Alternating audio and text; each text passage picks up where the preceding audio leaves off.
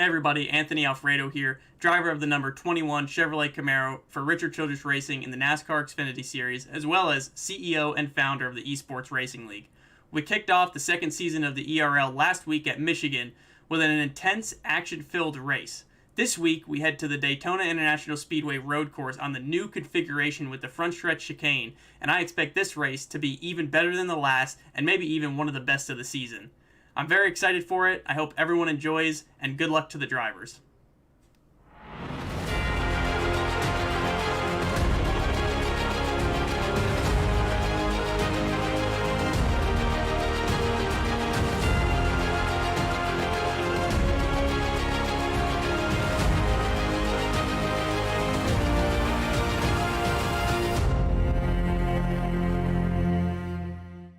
Good evening, race fans, and welcome to Podium Esports coverage of the Esports Racing League, live from the virtual Daytona International Speedway in Daytona Beach, Florida. Tonight is round number 2, the TobyChristie.com 70 minutes of chaos at Daytona. And a big thank you to our friend Jonathan Sanford for the introduction, former PA announcer for the San Antonio Spurs out of the National Basketball Association. I am James Pike, the voice of Podium Esports, alongside Justin Prince, Brett Suggs, and tonight's producer, Ryan Bauer, powered by Top Flight Computers. We welcome all of you to Podium Esports coverage of the Esports Racing League, regardless of where you're watching, whether or not it's the ERL, Twitch, YouTube, Facebook, Trovo, Twitter, Periscope, wherever you are. Glad to have you along for the ride all the way through as we come to the road course at Daytona International Speedway, where stock cars are going to be racing in real life for the first time in almost 50 years this weekend. And Justin Prince, I think if we found out anything from the NASCAR Coca-Cola iRacing Series event last night that was held here, it's that this race is going to be completely and totally chaotic, and so is aptly named. Yes, indeed. There was a lot of trouble spots. We were talking about this prior to tonight that popped up, such as the International Horseshoe, the bus stop, and that turn 4 chicane. It's so tricky to wheel the car around here because not just the fact you're running a stock car on a normally endurance road course, but as well, the grip levels have been something drivers have struggled with. The tire fall off has been massive here throughout the week so far. The brake pressure has been something a lot of drivers have struggled with at times. It's also been the difficulty as well of handling the said corners and trying to make sure they don't hit the curbs, let's say, too hard in turn 4 and get engine damage or slide off the racetrack into the turtles. At least 3 drivers off the jump, James, did that in the Coke race last night. It's not an easy track. It's not going to be easy for these competitors tonight.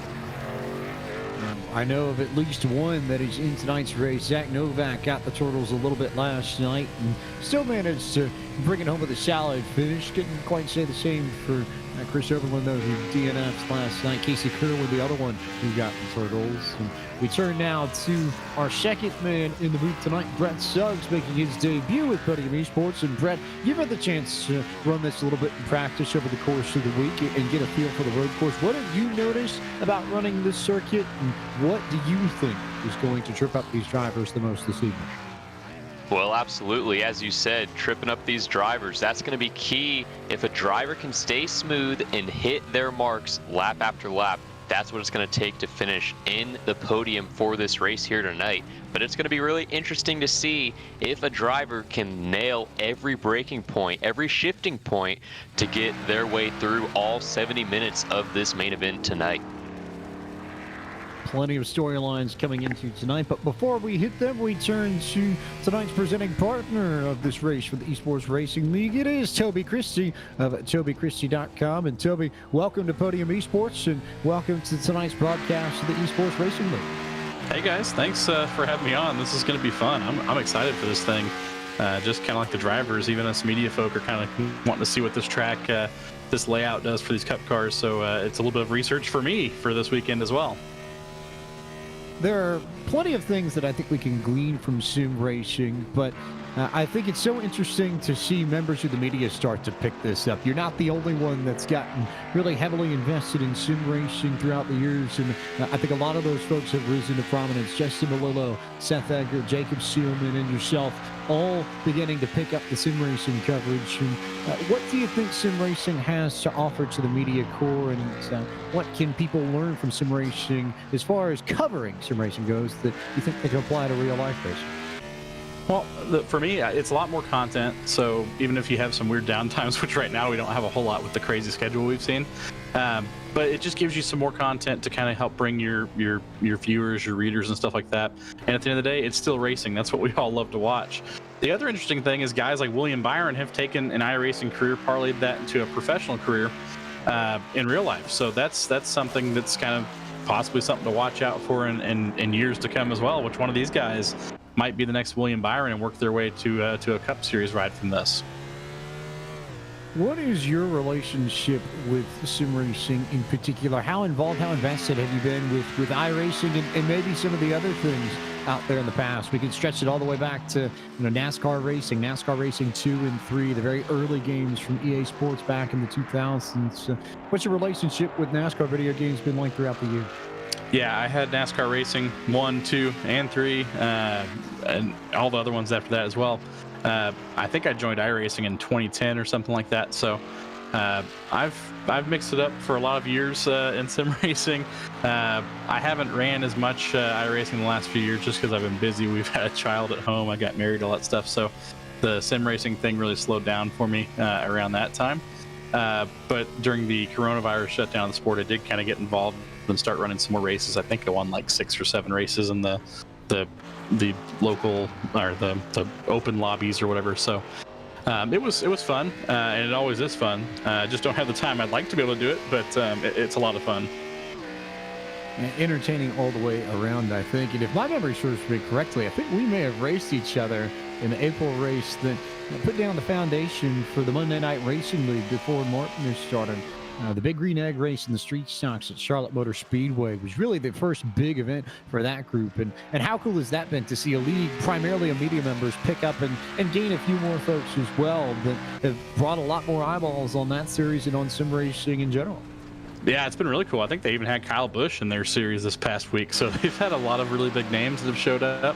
And yeah, I do remember that race. I didn't perform very well in that one, so that wasn't very fun for me. But yeah, no, it's a good time, and it's cool to see how much that series has grown and how popular it's becoming. It's pretty fun to watch, and like you said, a bunch of media guys. So I'm sure the real world race car drivers love watching that, and I'm sure they also loved seeing Kyle Busch beat them all the last week. Kyle Busch winning in a truck race. Stop me if you've heard that one before, right? Yeah, that's something we never hear, right? It's almost like every time he gets in them.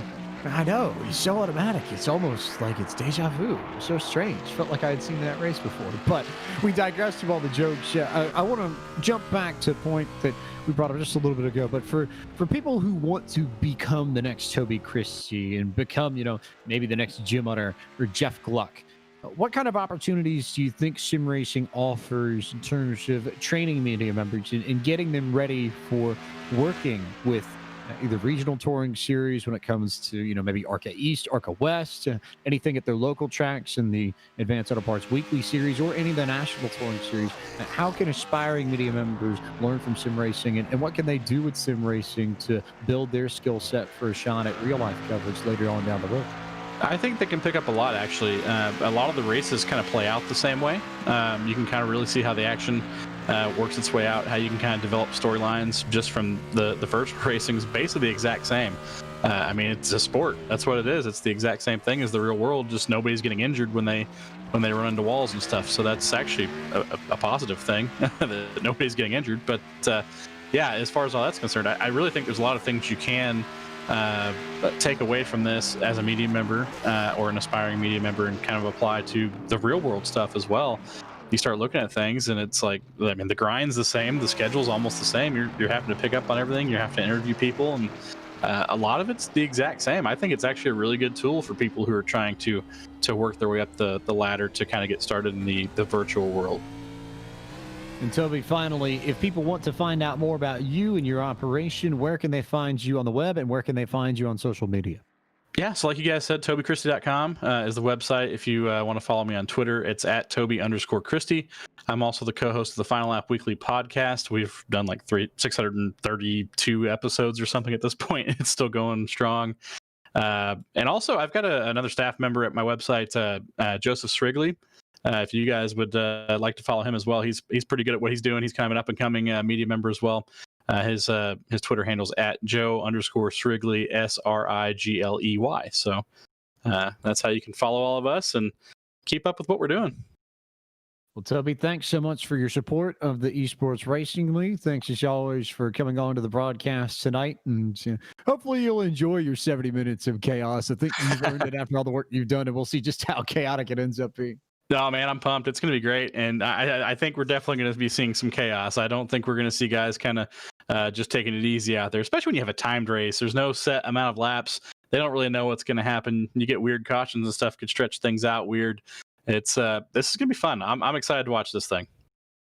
We'll see how it all pans out over the next 70 minutes. That's Toby Christie of TobyChristie.com. And JP, I know you've been around him for a good long while. I think we all have. He's been in the media for so long. And I think really cool to see so many of that end of the industry jump into sim racing and really take it on headstrong, especially as the pandemic's broken out.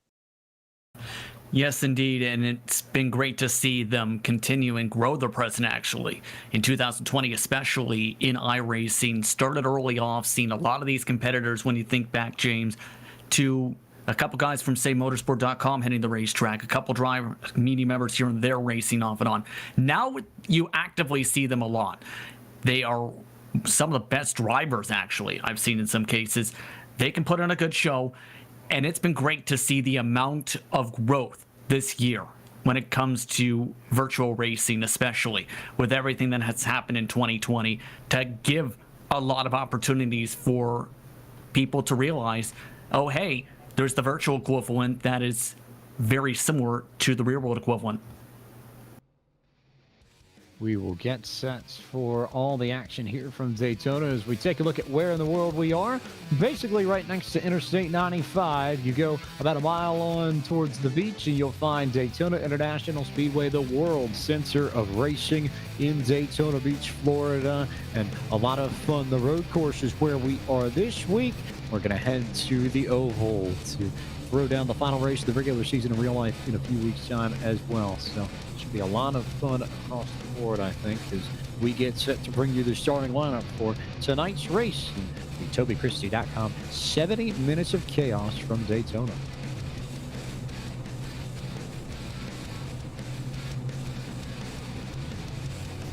And now it's time for tonight's starting grid for the TobyChristie.com 70 minutes of chaos at Daytona.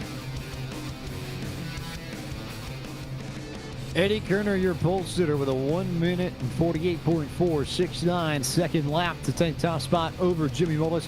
Blake Reynolds begins tonight from the third spot. Fourth will be Nathan Lyon. Colton Salick in the 99 starts fifth. Anthony Burrows begins from sixth. Seventh will be Alec Martinez in the 18 car. Yusuf Ghali rolls off from eighth. Ninth will be the 01 of Braden Boulos. And 10th will be the 90 of Zach Novak for Richmond Raceway Esports. JP? Jose Solis Jr. starts at 11 tonight. Connor Horn qualifies for his first race of the season. Will start at P12 with Brandon McKissick, one of the top drivers in practice, in 13th. He'll start alongside his Nexus Esports teammate in Tucker Minter with Caden Rush in 15th position. Matt Danson starts in 16th spot, with Donovan Strauss deep in the pack in P17 with a 149.955, the last of the 149s. Brett Gardner starts in 18th spot. Brian LaPrade deep in the field tonight in the 150s, with Ethan Lane starting alongside him to round out your top 20. Blake McCandless will start 21st. We'll see if he can pick up a win where his beloved Hurricanes couldn't quite get the job done in the Stanley Cup playoffs earlier today. Nick Miller rolls off from 22nd.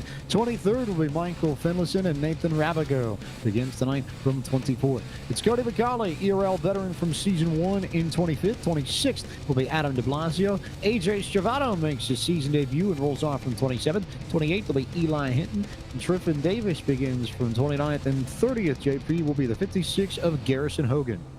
Keep an eye on that 56 indeed. Evan Rice, though, in 31st spot. Presley Sora qualified 32nd on time. Chris Bravo deep in the field in 33rd. Blaze McKinney in 34th. Justin Vitello deep in the field in 35th. Tried to pull strategy at Michigan. Didn't work out for him in the end. Zachary Phillips was 36th on time with Kevin Brown. Nick Indelicadio in 38th spot. DeWeese and Drake were rounding out the top 40 in times in the qualifying, James. It was Nick Olson in 41st. Creighton Nankings in 42nd. 43rd was Nicholas Short. Robert Hunrana 44th. 45th to Steven Rosales. Alexander Kranke 46th. 47th Victor Williams. Colton Zimmer 48th. 49th Brian Kendrick. 50th Alex Bell. Lucas Cram. Colby Wells. Jared Ickes. John Midget. And Casey Drake. The final 5 cars in a 55-car field at the World Center of Racing for this second race of the fall season for the Esports Racing League.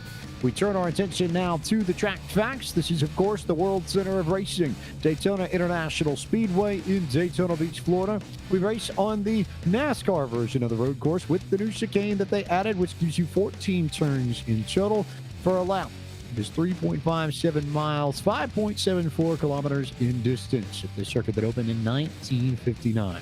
31 degrees of banking in the NASCAR turns, 18 degrees of banking in the tribal, 2 degrees of banking on the straights on the oval, no banking in the infield. Tonight, we race for 70 minutes. Your fuel window is going to be about 19 to 22 laps. In sim, it is iRacing Day, the default day for iRacing, May 15, 2020. It is about 4:40 p.m. Eastern Daylight Time local. 75 degrees Fahrenheit air temp, 88 degrees track temp, partly cloudy up above us, winds headed to the southeast at 9 miles an hour with humidity of 59%. Brett Suggs will come to you quickly before we get the green flag here. Final thoughts and final expectations for Toby Christie's 70 minutes of chaos. Yeah, I'm just certainly anxious how this first turn is going to go. These drivers have laid down their qualifying laps. Now it's time to put those laps into action. We have a full field of 40 cars here. They're all going to barrel it down hard into turn number 1. So we're going to see who's going to overheat the brakes and who's going to come out smoothly as we begin this 70-minute feature race.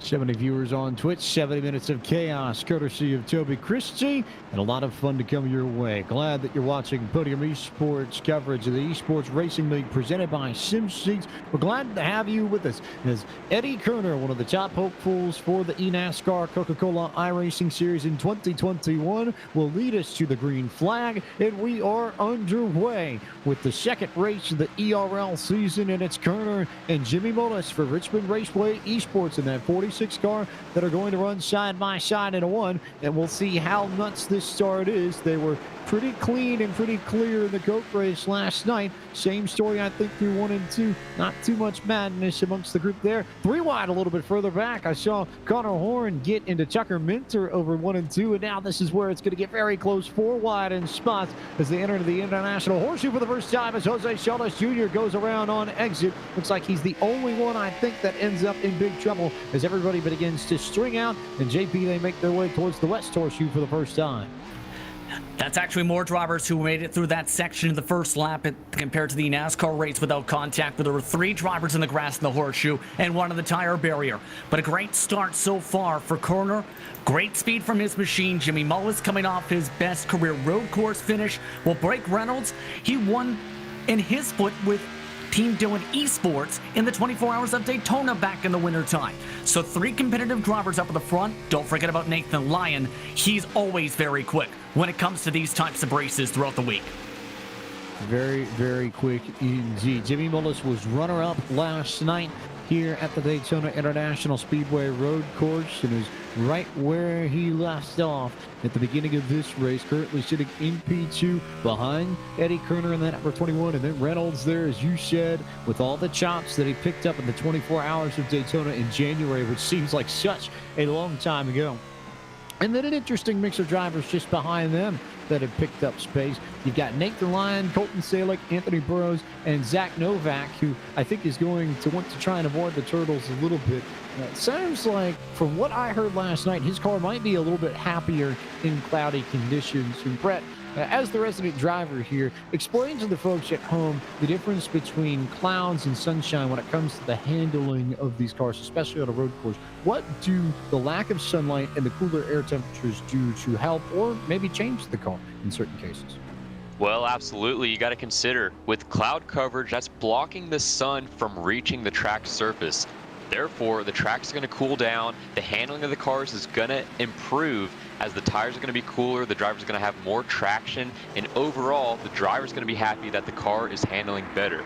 Now, vice versa, when you have the sunlight visible to the track surface, it's going to rise that track temp up, make these cars slide around, and it's going to be very cautious for the drivers as they're hitting their brakes, as they're coming out of the corners, how much they can put the power down with the sunlight on the track. How can they handle it? That's a very good question. As Jimmy Mullis was able to get around Eddie Kerner to take over the race lead, and here comes Blake Reynolds. The 3 car sits in P3 at the moment, but that may change when they get to the bus stop, and we saw a lot of action over there last night, JP. Seems like if drivers got into one another, it was over in this section of the racetrack where it seemed to happen as Kerner gets loose out of the bus stop, so there goes Blake Reynolds to the inside.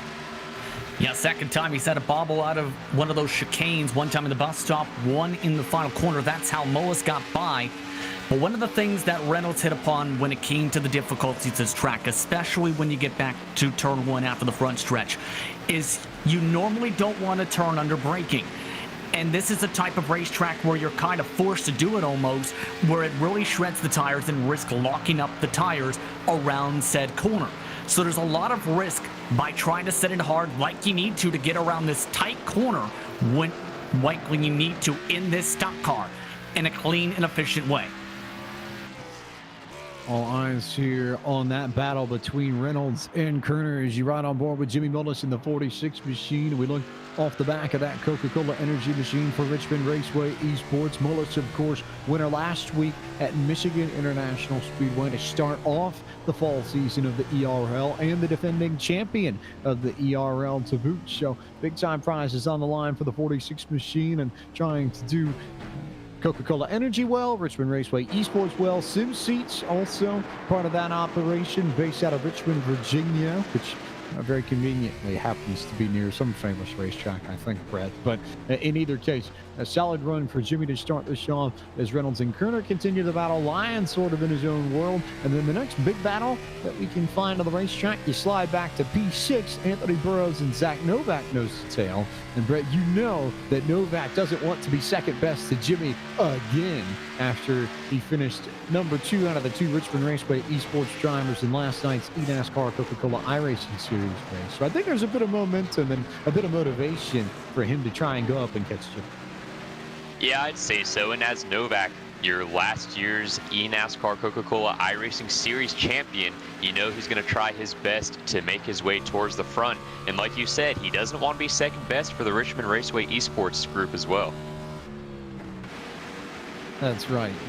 We've got titles on titles and titles amongst that bunch. You've got the defending series champ of the Big Show. You've got the defending ERL champ amongst that team as you take a very good look at that special paint job from Sunoco that has come through the last few weeks, encouraging people to pay for their fuel online via their mobile app. And a big send there to get underneath Colton Salick, who got a little bit tight on the entry into the infield, and that's going to be a tricky place, I think, throughout the evening. The 3 spots that I look at in this course, JP, that turn 1 entry, the horseshoe coming through the international section of the course, the bus stop, and then the chicane over in turn 4. If we're going to see incidents tonight, I think it's going to be in those 4 spaces because they require the most brakes out of any of the spots on this course, and especially with the way these things have to be downshifted, you have to shift in the right spots and hit the right revs to make sure you don't spin the tires and save the rear tires on these cars, and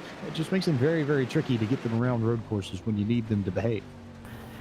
Yeah, and there was a lot of work put into the setup used by all the drivers for tonight, mind you, because a lot of the drivers for the Coke race we're talking about in pre-race, they had concerns about the gearing, for example, because they had to shift up just before they hit a chicane, for example. Tons of work was put in to make sure the cars were happy with engines, they didn't overheat, You didn't risk blowing them up, etc. But it's not so easy to do so, again, with that hard braking, especially in the danger zones. We hit upon it at the top of the broadcast with the damage you can get from curbs. But there's also a lot of risk for someone getting punted from behind, especially since in sections like the bus stop, James, drivers were talking about there was low visibility in that section because you were trying to follow wheel to wheel. Same can be said for this final chicane to try and make sure you hit your marks without running over the turtles and damaging the nose. And the setups for the Esports Racing League provided by McConey's Setup Shop. And you can find them at McConey'sSetupShop.com to come together with all of your iRacing setup needs. They, of course, presenting partners for next week's race at Worldwide Technology Raceway at Gateway. We go to St. Louis for the third event of the Esports Racing League. Most everybody in the front of this field has started to spread out. Bullish has got a 1.5 second lead on Blake Reynolds. You look a little bit further back here and you see an absolute madhouse of cars that starts with Caden Rush in the 40 machine and winds its way all the way back through about 23rd, 24th, 25th or so. As take a good look at that number 40 car of Caden Rush, but you've got some fast ones behind. You got Matt Danson, Donovan Strauss, Braden Boulos, Brandon McKissick, Brian LaPrade, a full-on mix there of both ERL veterans and Pro Series hopefuls. Yeah, there's lots of drivers in this pack battling. However, they still have a very long time in this 70 minutes of chaos race. So a lot of them are going to be biding their time, waiting to make their move, saving their tires, and also playing a little bit of pit road strategy as we get further into this race. Continue to watch all the action here. Blake McCandless up one spot from, or two spots rather, from where he started, and sporting the new partnership from Sim Racing shirts in the number 66 machine. And it's pretty wild to think we've entered a world where you can see the likes of McCandless and Rents Brown, Rents the Fence, and all these famous streamers. Michael Cozy Jr. also part of that group where you want particular phrases and sayings printed on ink that you can wear around and show off to all your friends. Head off to Sim Racing shirts and you'll get a feel for what they might be able to offer you as McCandless continues to race Triffin Davis. Michael Finlayson is there in the mix as well in the number 41 machine. So good stuff all the way around between these three, JP, and fun battles to watch here, Ryan, around tournament. Yeah, and you've seen part of the reason McCandless lost so much momentum in that section was there was the checkup with a bit of contact. LaPrade running over the back end of some of the cars in front. It's a little bit dangerous, though, as Davis nearly missed the corner. McCandless trying to hold on to his spot, but he just doesn't have that preferred line. And now Finlayson just tries to send it off to the moon to add on top of things to the International Horseshoe.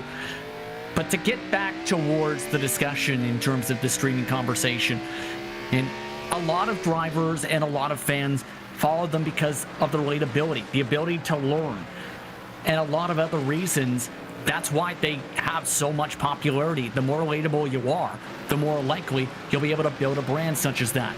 But one thing to note, though, here, James, look at the left-hand corner. That is the lap counter. There is an estimated 32 to go this time by, meaning the pit window could be wide open in about even 10 laps from now to see who elects to try and go for an undercut and who tries to stretch it out, because the undercut worked in small groupings, James, to gain a spot or two. The overcut worked if you were struggling on your first run and felt like you were more comfortable with a rubbered-in racetrack. We have an estimated 38 laps in tonight's race, and you can keep track of both the laps that we're on and the time that we've covered and have remaining on your screen. Top left, you can see the lap counter. Bottom and center, you can see the time counter. So between those two, you'll get a sense of how far these drivers have gone and how much longer they have left to race. Like we said at the beginning of the broadcast, fuel window is about 19 to 22 laps, and if you're short putting, JP, that means that the window opens up about lap 16 or so. So you've got a little bit of time, I think, before drivers are going to come in, but I don't see much point in trying to pit it. I think this is a one pit stop race. The question is where you make that stop and what's best. Maybe about a 6 or 7 lap window that you're working with at the end of all this to try and find your place, and within there, very fine margins between the undercut and the overcut to get the right balance. And I think we'll just have to wait and see who pulls off the strategy best. It very much, I think, feels like a wait and see type of game. Well, the reason that it's a one-stop essentially compared to the two-stop for the Coke race, where the benefit was more so on the tires and low fueling the car, compared to going to the end of the fuel stint it was 45 laps. You would lose a lot of time trying to save a couple laps of gas to make sure you get to that mark on just one stop overall on the racetrack, especially since there's already 3 seconds of fall off and we're only on lap 7 of the race. That's how much tire wear there is, with the drivers having to send it in so hard into the flat corners in the infield, and how much speed they carry in the super speedway part of the racetrack. It's so difficult to try and balance that wear throughout the night, and several drivers for that reason struggled throughout the evening to the point they were looking for comfortability last night. It has to be the same case for a lot of these drivers who are looking fairly sporty, but also at the same time don't want to melt off their tires for the final half of the run to get to that one stop for the fuel. You don't want to melt off those tires. You have to be careful, especially with the torque curve. We talked about it before we came on air, but that especially with this setup, the torque curve really comes in the high RPMs, and it's a little bit tricky to get the car going up to about maybe 6,000, 6,500 RPM. But once you get there, there's all kinds of power available. That also means you have to be very careful into how you roll back into the throttle on corner exit, because it's just as easy to spin yourself out as it is to gain a tenth or two on corner exit in some of the places on this racetrack.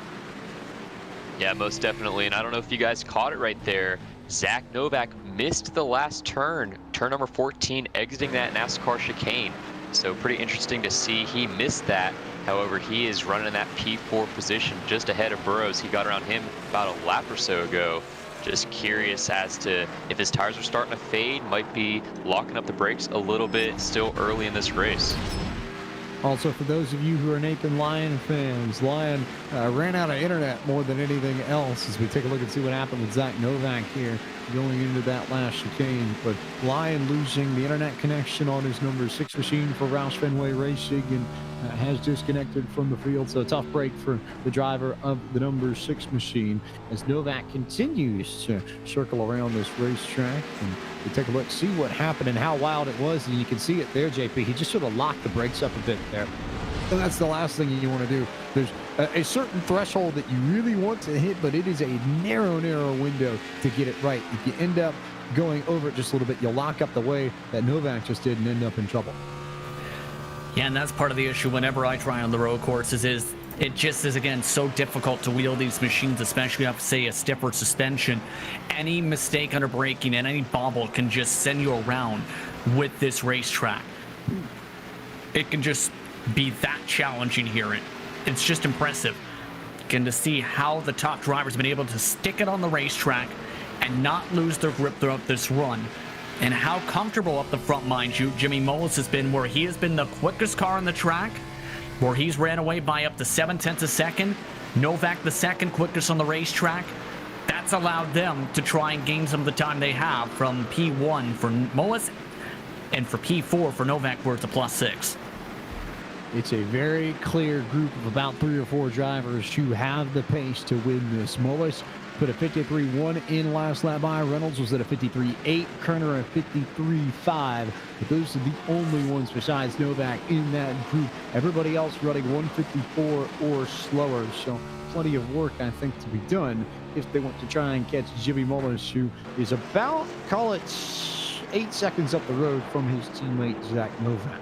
A little bit further back in the field, some battles to note as we carry on through TobyChristie.com. 70 minutes of chaos at Daytona. You're right on board with Yusuf Ghali in the 54 machine. He's in a good one with Alec Martinez. Just a little bit further up the road, Colton Salick and Connor Horn are in a good battle of their own. Same can be said for Caden Rush and Donovan Strauss. But if you roll a little bit further back, you've got the big group here. Starting with Ethan Lane, who is a Pro Series veteran from a year ago, racing another Pro Series hopeful out of the Burton Kligerman ESports stable, Brian LeBron in the 19 machine, trying to make his move on Ethan Lane and jump up into P16. But those two are in the mix. Blake McCandless is right there in the 18 machine. We've got AJ Stravano just a little bit further back of this group. Michael Finlayson is there. And some fast names, some powerful names, Brett, and some names that if you've been around the community, you've seen them race, and you probably lost a race to them because they're all pretty quick and pretty impressive in their own right. Yeah, certainly. Some of these drivers I've ran up against in the A-class series races, and they're tough to beat any track you go to, whether you're on a road course as we are here tonight at Daytona or even an oval. These drivers are very competitive and very quick at their talents. Keeping an eye here on AJ Shavato, who runs in the 19th position, trying to run down Ethan Lane and take over the 18th spot. This is right behind that group that we just saw with LaPrade and McCandless, who have both started to scoot away from everybody else in this bunching. Lane's still right there trying to hang on, but LaPrade just got a little bit sideways in the horseshoe. Might open the door up for McCandless to make the charge. He was steadily and slowly climbed his way up through this field, JP, and is up to 17th after starting 21st. Yeah, just quietly working his way forward to +4, and the main thing, keeping his simracingshirts.com machine nice and clean. Compared to some of the others, there's been near contact and little bits of contact here and there, and it's given them big nicks. Several drivers last night finished with damage. But we're already seeing running this grouping, all the tires you see on this shot, all of them just went sliding because everyone just had bunches and bunches of wheel hop trying to get up into the oval, similar to what we've seen from the Charlotte Roval with its debut a couple years ago. So far, McCandless doing a really good job tonight, to say the very least, to keep it calm and have fun as he tries to move on forward here. That's an important point that Justin brings up that I want to touch on for a moment, Brett. Just the presence of wheel hopping, the importance of saving the rear tires at a place like this, and making sure that you don't completely burn them off. How key is that? And when you've got worn rear tires in particular, what does that do to the race car, and how does that change the handling and adversely affect the way your car gets around this place? Well, keeping the rear tires on these stock cars is crucial, especially on a road course with how much you have to slow down for each and every turn. So if you can preserve those rear tires through methods such as short shifting or being very gentle, getting back into the throttle, having the rear tires on allows you to put the power down on the exit of the corner. So drivers have to try different strategies to save those tires, because I believe if you have the rear tires with you towards the end of the race, you're going to be making a hard charge up through the field, maybe towards a podium here at the end. And I think more importantly, it allows you to stretch out your first run if you so choose. If you think that you can really go all 22 laps and save your tires, then you make it 22 and don't kill the rears off as much, and it allows you to come in later, and then in turn will give you that much more fresh tire to play with when we get to the end of this race, and you need to make a charge, JP. So the benefits both on the front end and the back end of the pit stop if you can save the rears. Absolutely, and that's going to be something I think that will open up a lot of doors tonight. One thing that was really hit upon when I was talking with Zelensky earlier this afternoon about how that race went was his goal was keep a distance of 5 seconds if you're in, say, groupings as such as this or up in the lead group, to try and make sure you don't get overcut or undercut by those drivers in the pit lane. So keep those in mind once we get towards the midway portion of this race and around that lap 20-ish on the left-hand corner of your screen, as these drivers continue to have a ball and just try and, again, sort themselves out, set their tempo, wait for their chances to try and make passes, and pressurize the drivers in front of them if need be, such as Colton Salick, to try and get a pass on someone like Connor Horn once more. Colton Salick in that great battle with Connor Horn for 6th and 7th. We ride on board with the 99 now. He'll make the move down to the inside and try and stick a nose in alongside the 67, but just not enough room for Salick to make the pass on the top flight computer Chevy Camaro. But now maybe in the International Horseshoe he might have a shot, but Connor Horn taking that wide line that you see, I think, more often with the sports cars here at Daytona, when the 24 hours of Daytona takes to this track every January. But in either case, Brett, that wide line really does set you up nicely for that run to the dogleg, more so than I think you think it will when you take your first few laps around this place. Definitely, and as we see this great battle shaping up, we still have multiple cars within seconds of one another. For example, that battle for P8 and P9, Tucker Minter and Alec Martinez within about 1 second of one another. these drivers are still looking to conserve their tires and not overly push it, as we're only 12 laps into this one. I know we still have about 45 to 47 minutes left in this race, but for those drivers that are trying to stretch it, or those drivers trying to short pit, all these different and varying strategies are going to be seen here on screen within the next, I'd say, 4 or 5 laps.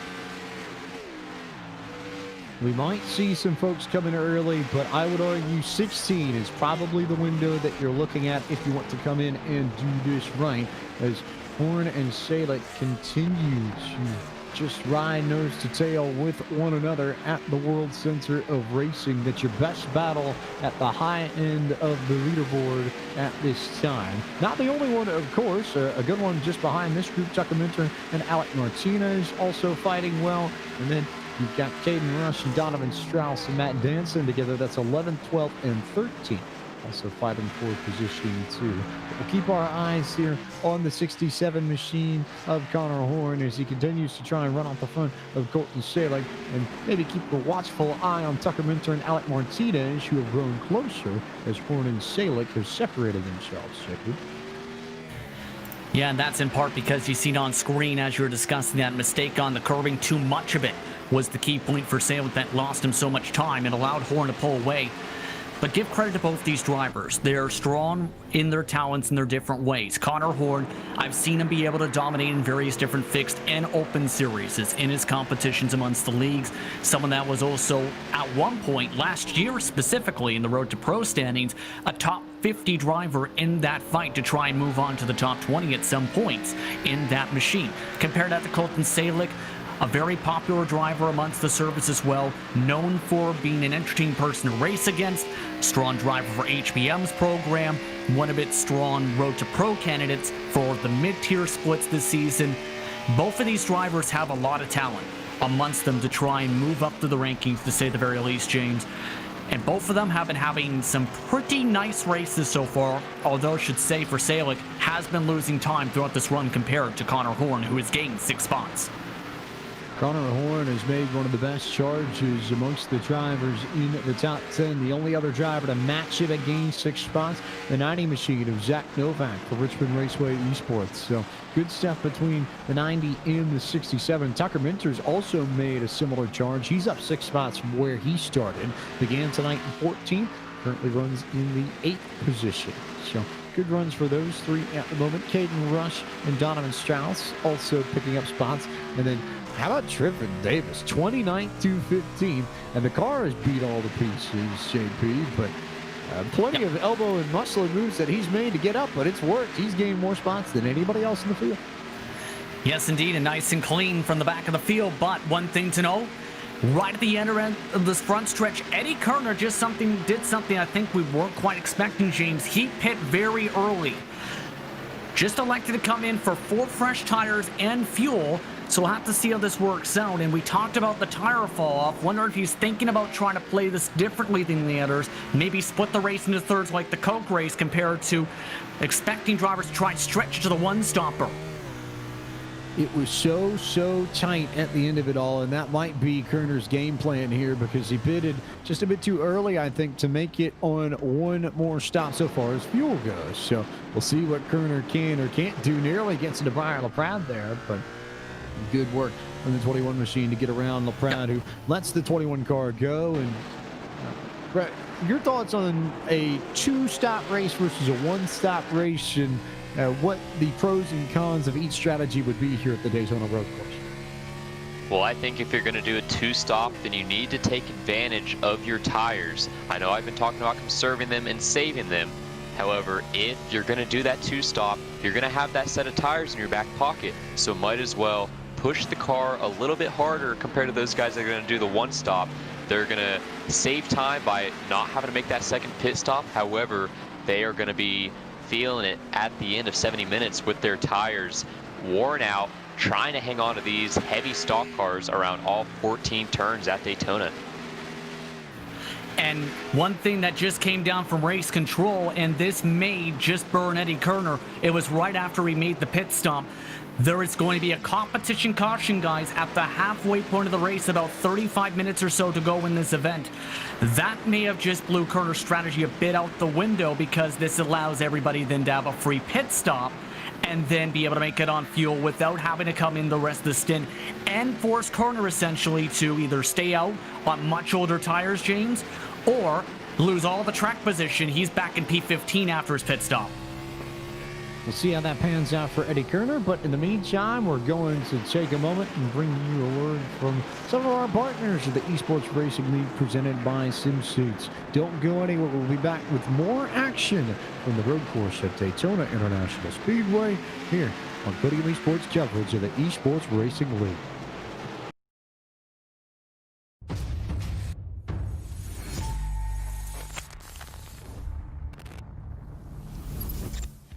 At McConey Setup Shop, we offer custom-built setups for any asphalt oval car.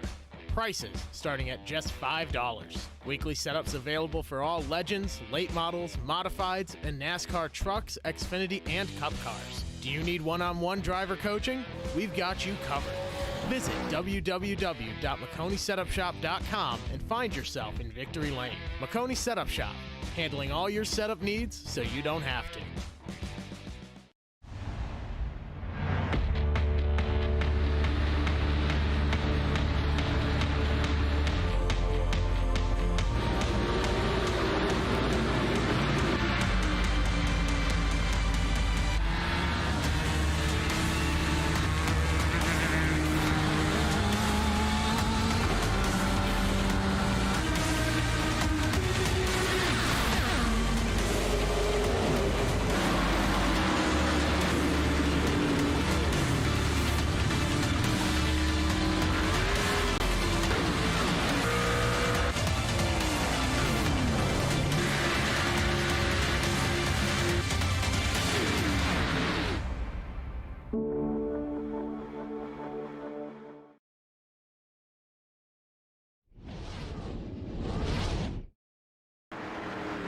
Welcome back to Podium Esports coverage of the Esports Racing League. TobyChristie.com, 70 minutes of chaos for the road course at Daytona International Speedway, which naturally is brought to you by TobyChristie.com. Toby Christie's been a fan of cars going in circles since 1993 and has been a passionate member of the NASCAR Media Corps since 2007. He's also the co-host of the Final Lap Weekly NASCAR podcast, which is the longest-running NASCAR podcast of all time.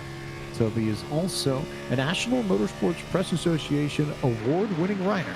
And for more information, you can visit his website at www.tobychristie.com. Jimmy Mullis is going to lead this field most likely to the competition caution with 40 minutes to go. Might well be here when he crosses the stripe. We've just crossed the 40-minute mark here on our clock, so I would expect momentarily to see the yellow flag come out, JP, and we'll get a sense of what will happen under this competition yellow.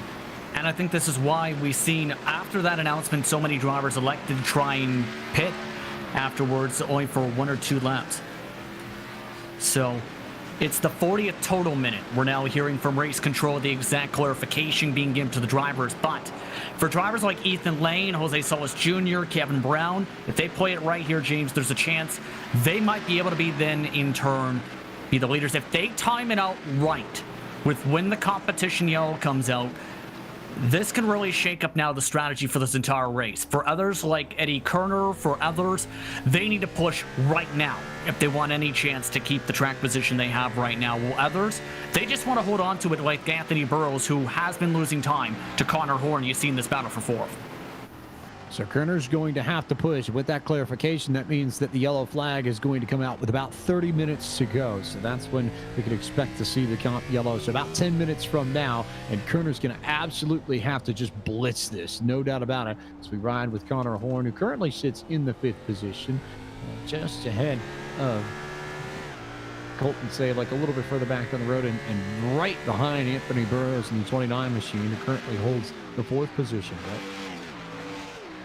Yeah, this competition caution coming out here around the 40-minute mark, I would say that's one of the worst things for Jimmy Mullis. He has roughly a 4-second gap over position 2 driver of Blake Reynolds. So for a competition caution to come out, that's going to change a lot of these drivers' strategies and most importantly, affect that gap that Jimmy Mullis has built up over the course of this race.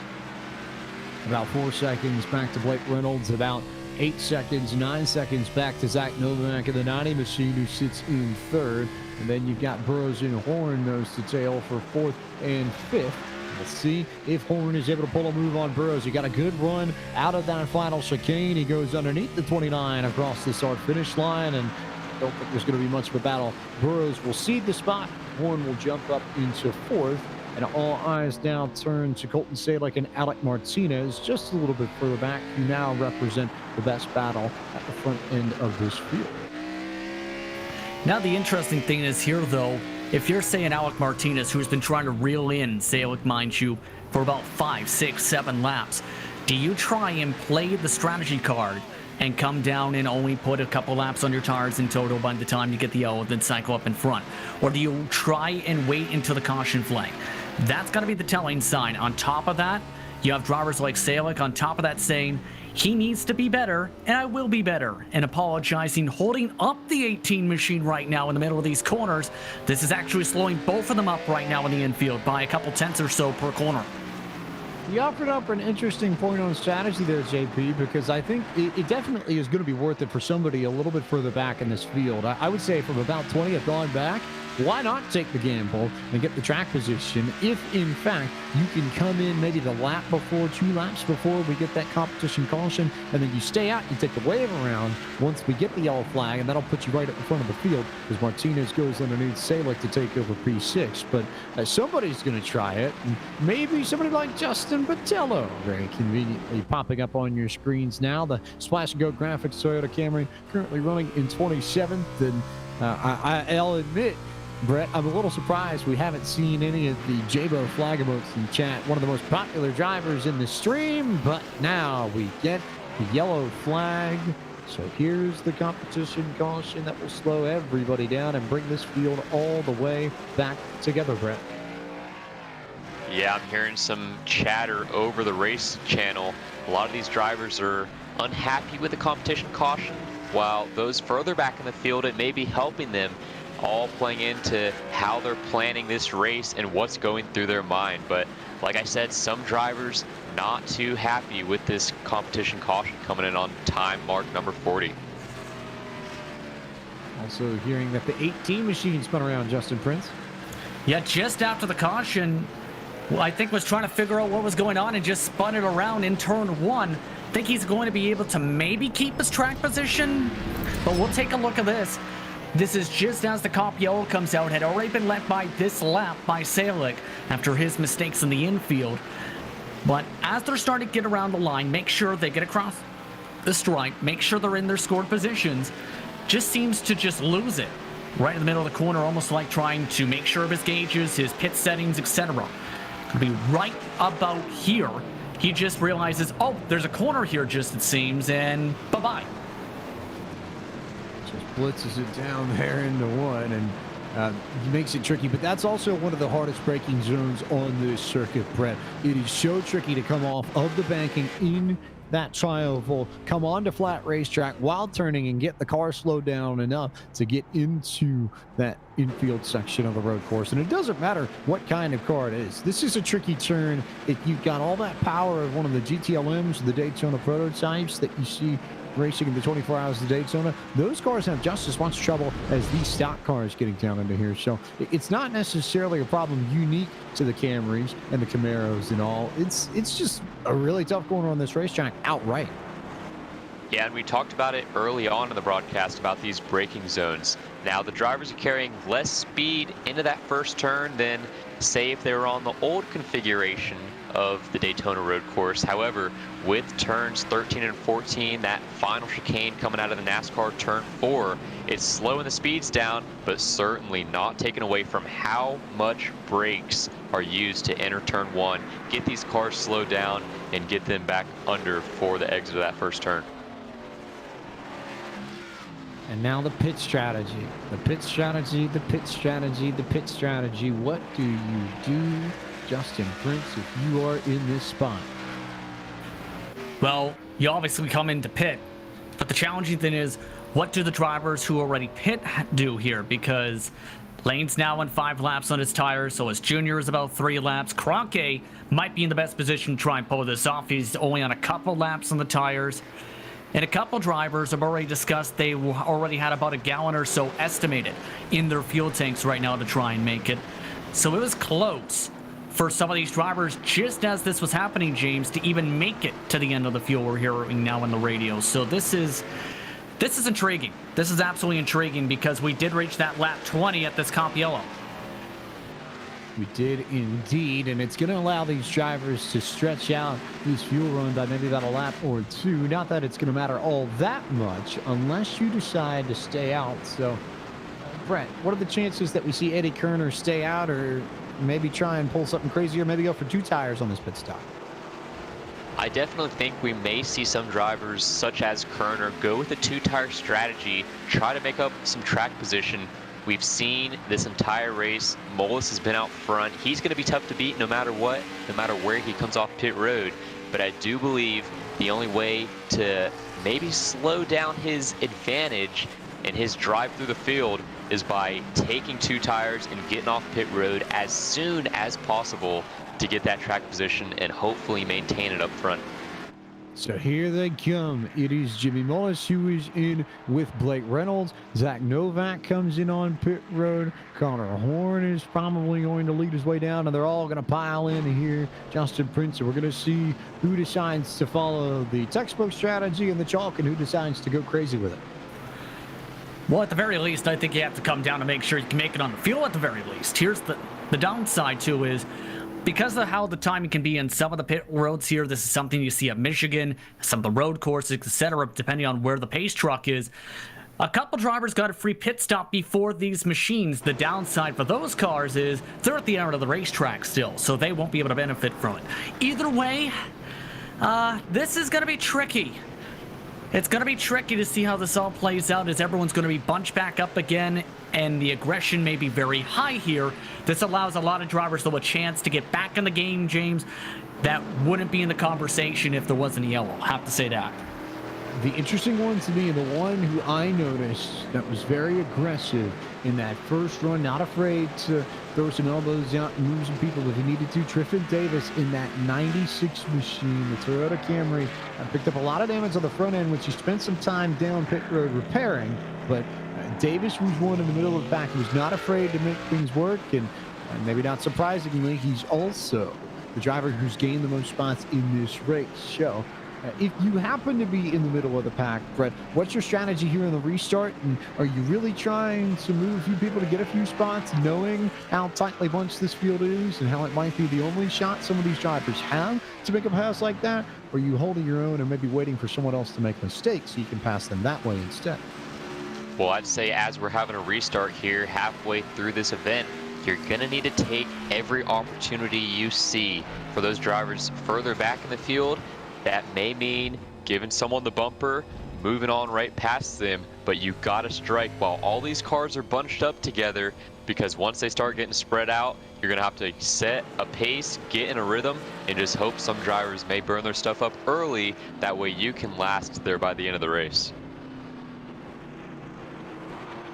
As it will be Blake Reynolds who jumped ahead of Jimmy Mullis and Zach Novak as well. It'll be Reynolds, Novak, and Mullis who are going to be the leaders on this restart. When we do get going, we'll have a few cars take the wave around here. We'll see if we get the one to go this time by, or if we're in for another lap of yellow flag pacing before we go back racing at the World Center of Racing, where as it stands, it looks like Ryan LaPrade would be the one in line for the wave around, and the lights are indeed off the pace car. So,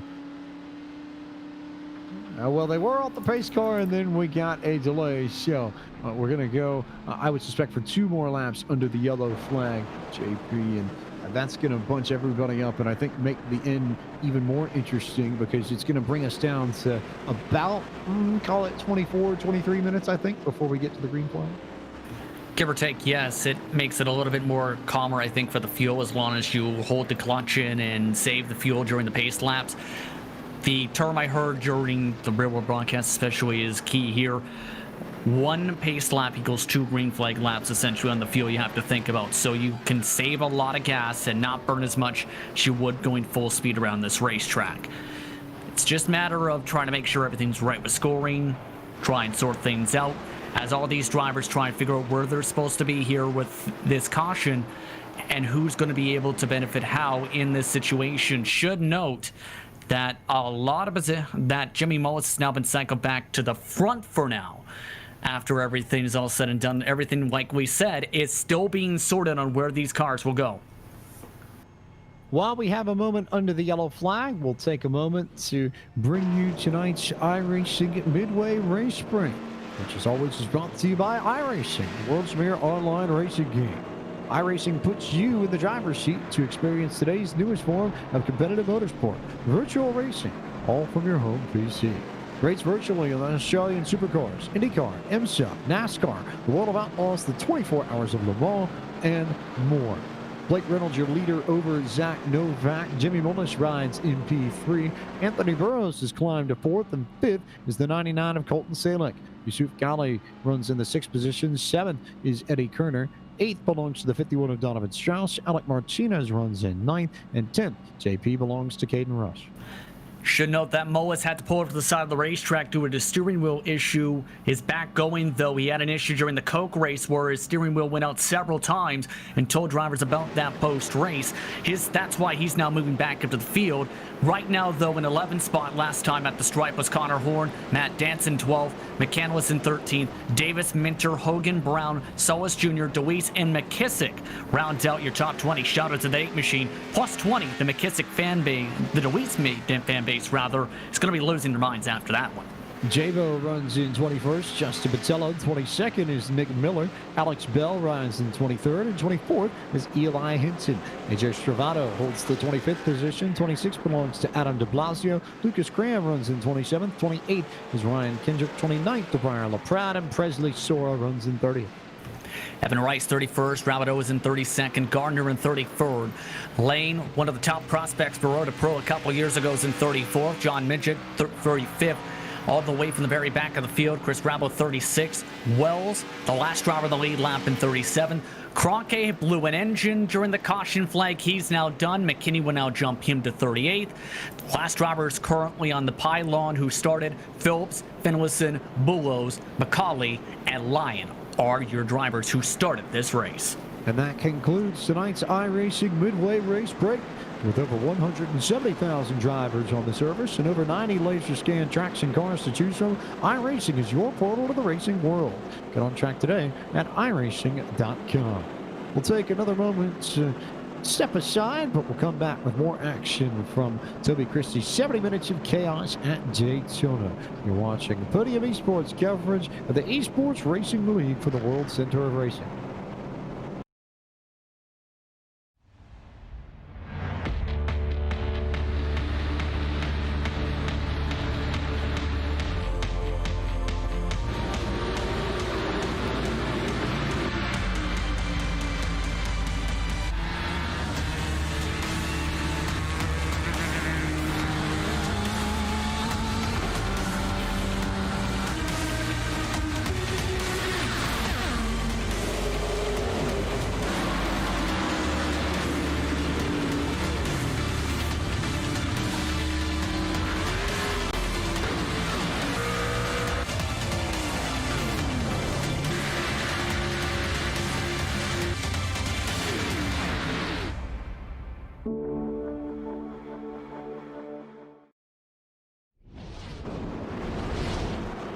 Welcome back to Podium Esports coverage of the TobyChristie.com 70 Minutes of Chaos at Daytona. Part of the Esports Racing League presented by SimSpeeds, round number 2 of their season. And we now chat with our in-race reporter, Blake McCandless, who has had a pretty busy day already. And Blake, how's the car feeling, and what have you learned in the first half of this race? Our SimRacingShirts.com Chevy is, handling pretty well. The cooler track conditions was something we weren't expecting. The car's going really a lot faster in the corners than we thought. So it's all about trying not to lock up, because it's a lot easier to do that when you're carrying more speed, and, just admiring what these guys up front could do, because, they have a lot of pace to them. And, you know, we were just kind of taking her easy, but now that we're bunched back up, it's going to get pretty crazy here. So just hoping we can survive all that and get a good finish. Was about to ask how you think the bunch up here is going to change things. That's a different dynamic compared to most road course races that we see. So what do you expect?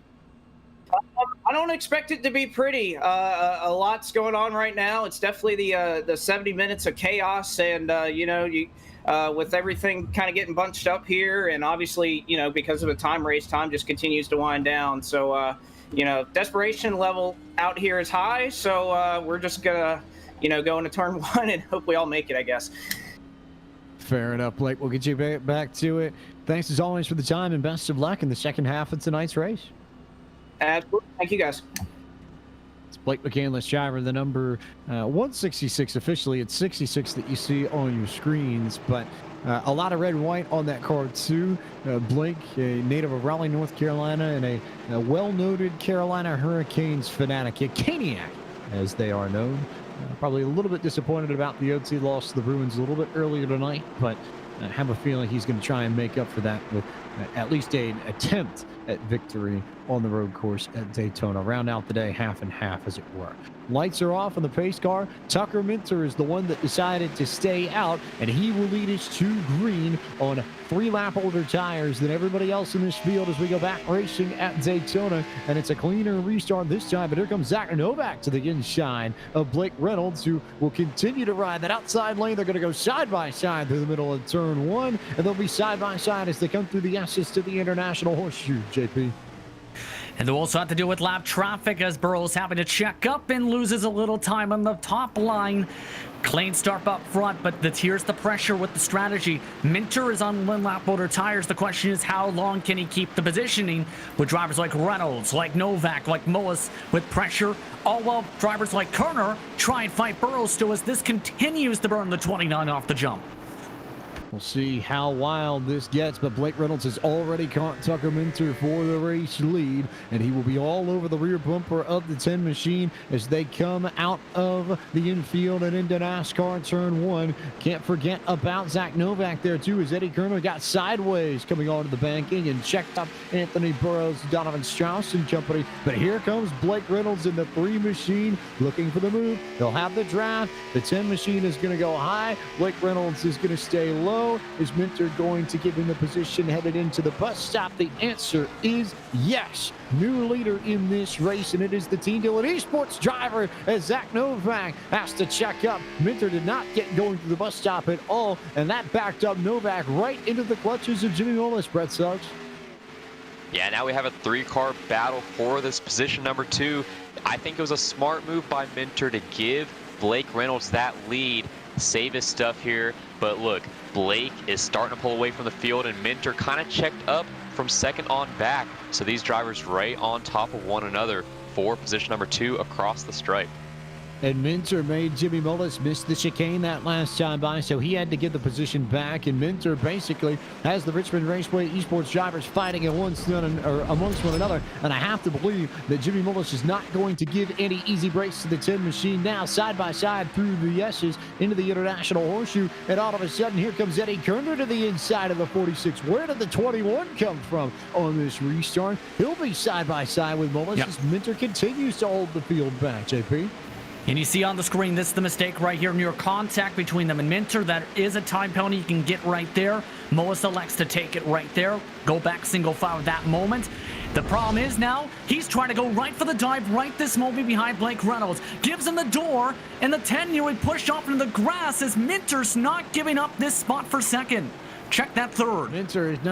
Minter is not giving these drivers any room whatsoever, and Mullis is going to have to go high, wide, and handsome to clear the 10 machine, but he finally, I think, is going to get it done coming through NASCAR. What a duo contact between the two of them. Minter still not giving up the spot, fighting tooth and nail and clawing his way with the 46, trying to keep to the inside of Mullis. Big sin from the 10 machine. Mullis will have to go side by side through the bus stop, and there goes the 10 machine set. Mullis and the 10 bounce off each other, and Mullis is going to have to stay back.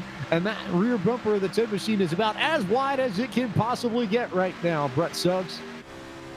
Reynolds is loving seeing this in his rearview mirror. He's checking out from the field. Meanwhile, Minter and Mullis battle door to door.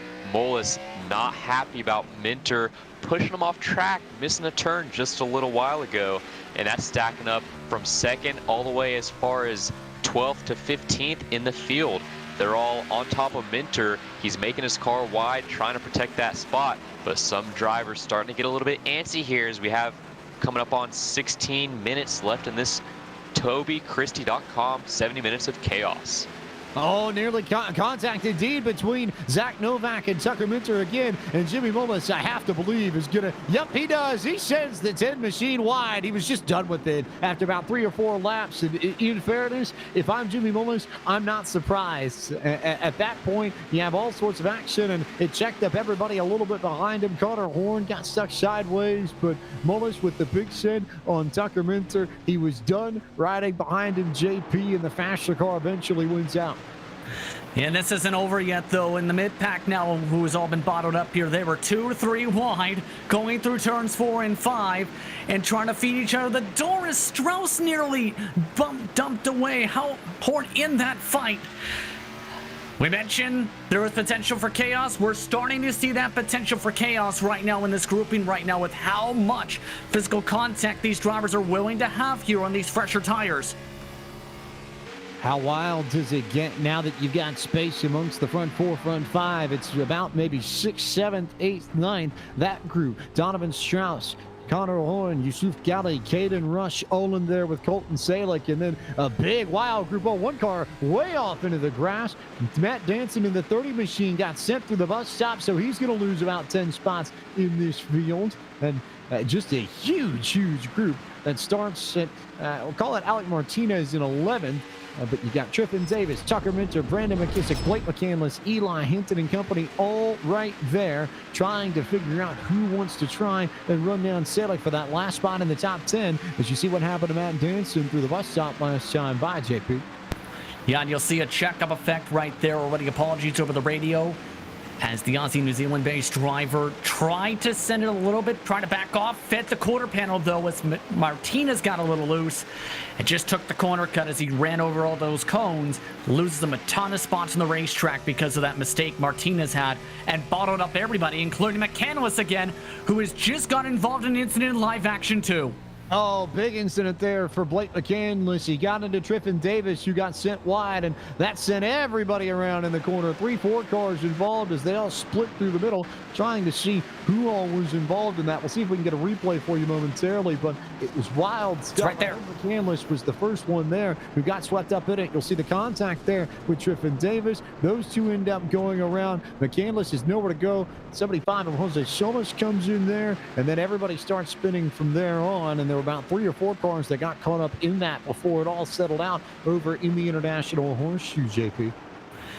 Yeah, and I think, again, that's a chain reaction event from what happened to the bus stop with everyone stacked up. But just unfortunate for Solis Jr. and everybody else. Just no space there. Davis was braking a little bit earlier than I think McCandless expected. Now, lots of engine damage on a lot of those machines. And with the speed you need around here, that's bad news. Also, bad news if you're a Jimmy Mullis fan. Reynolds is leading still by almost 6 seconds with an estimated 8 laps to go. He's going to need a lot, and I mean a lot of pace to catch up to him in that time. He's possibly able to do it, but the problem is, I don't know if there's enough time to do it in 15 minutes. Check that 14. That's going to be the question. It's a 5.5 second gap to Blake Reynolds after Tucker Minter backed up the field, and it's going to be a very tall order, I think, to try and make it happen in that last set of laps. Eddie Kerner and Zach Novak, though, might have a good battle on their hands as Kerner eventually found his way out of trouble via that 2-stop strategy that he was trying to go for before the yellow flag came out. Gained the track position back, but now he has a rearview mirror full of Zach Novak to deal with, Brett. Yeah, I think one thing we can take into account here, Jimmy Mullis had a 6-second longer of a pit stop than Blake Reynolds that last time. Therefore, you see the deficit. It's about 5.5 seconds back from your leader. Could this be a result of a poor pit stop out of Jimmy? Hold on, we got more trouble in the horseshoe, guys. Cram in a few hours just got spun around in a massive traffic jam amongst some of the drivers in that last incident of the horseshoe last lap. Wild stuff there. It was Justin Patello who got into the 98 of Garrison Hogan, and Cram just locked it up on the brakes. Didn't really do anything to anyone or get moved by anybody, but Kevin Brown had nowhere to go. So Jabo, Cram, and Brown all sideways. Jose Solis and Blake McCandless swept up in another incident. Triffin Davis almost got caught up in that, as you see what happened on your screens there. Drivers just fighting for the same space. And JP, we talked about it throughout this race. If we're going to see incidents, the International Horseshoe tends to be one of those spots. And part of the bottle-up effect is you've seen Solis Jr. there hook up a little bit with the 39 machine that went off in the grass. That stacked them 2-3 wide. I think that's what panicked a lot of the air cars. Lots more time lost there, but no track blockages.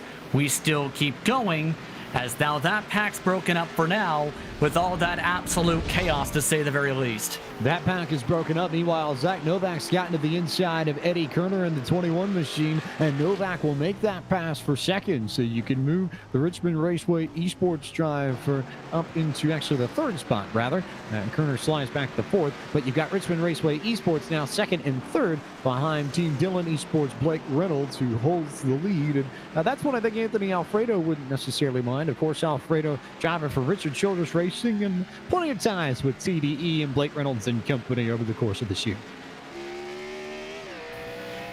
Yep, absolutely, and has had a lot of good performances as well this season. Worked a lot with them as well during some of the Pro Invitationals, and became a friends group, so to speak, with some of those co-drivers. But still, though, for many of these drivers, they need to make sure they keep their tires on the track.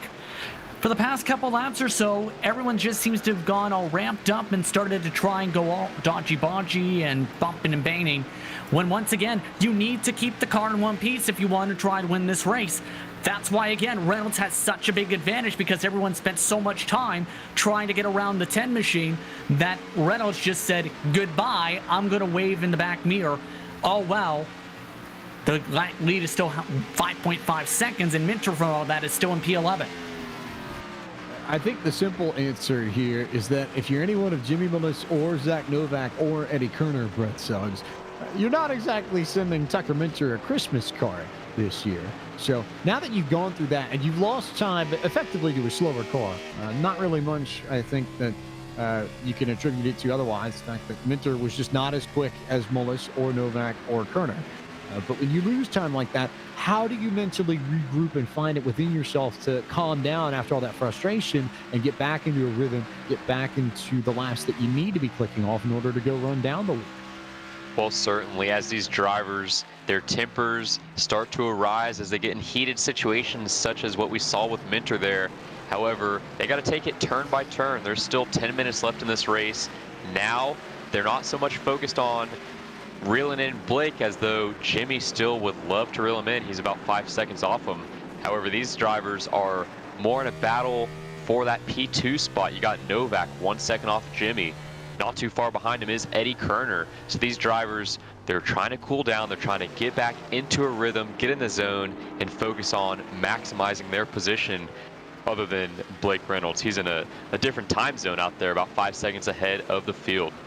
And all of a sudden, a really good battle here from fifth on back. Anthony Burrows, Donovan Strauss, Yusuf Gali, and Connor Horn. Oh, big send there from Gali into Strauss, and Strauss gets set up the racetrack. And now, all of a sudden, it looks like Connor Horn got tripped up as Gali ended up giving the spot back after he got into Strauss. So, Horn gets checked up by both of them, and Strauss maintains the spot after all, but Anthony Burrows gains about a second on that trio, Justin Prince. Yes, indeed. As well, Connor Horn gains a spot there as Galway lets them on by with all the chaos in this grouping. But I think that's very sportsmanlike, they'll have to say, for the 54 there. The tempers were flaring, obviously, from the contact between him and Donovan Strauss, and gave the spot to him before he even knew that the tempers were flaring from that member of Burton Quickerman Esports and the JGR graphics machine. So everything's now calmed down. We'll see how this all still plays out in this grouping, though, for the time being, as they still try to reel in Burrows, all while the next grouping of Rush, Martinez, Minter, McKissick are right behind them if anything happens in this group again. A very James Hugh-like move of sportsmanship from Yusuf Ghali there.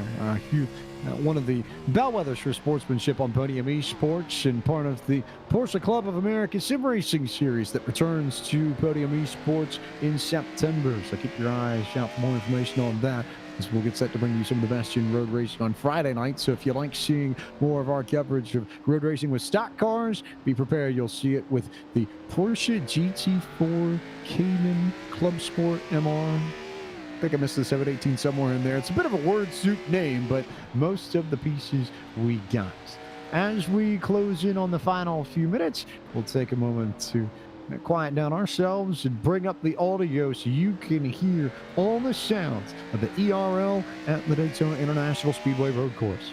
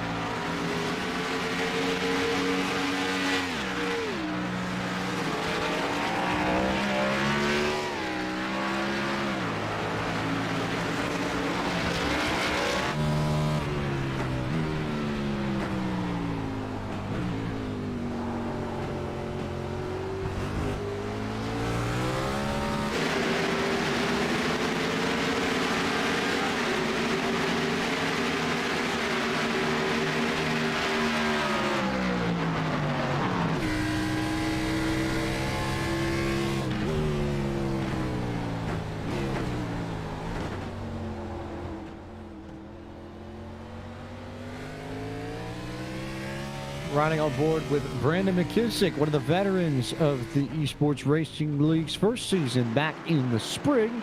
He currently is in the 12th position, just behind Tucker Minter in the 10 machine, who stayed out on those older tires and caused so much drama for the Richmond Raceway Esports drivers earlier on in this green flag stint, as these folks continue to work their way around Daytona, down to about 5 minutes and change, so not much longer for Blake Reynolds to hang on. And Jimmy Mullis really has not done anything to close the gap down, as there are issues for Braxton DeWeese's machine.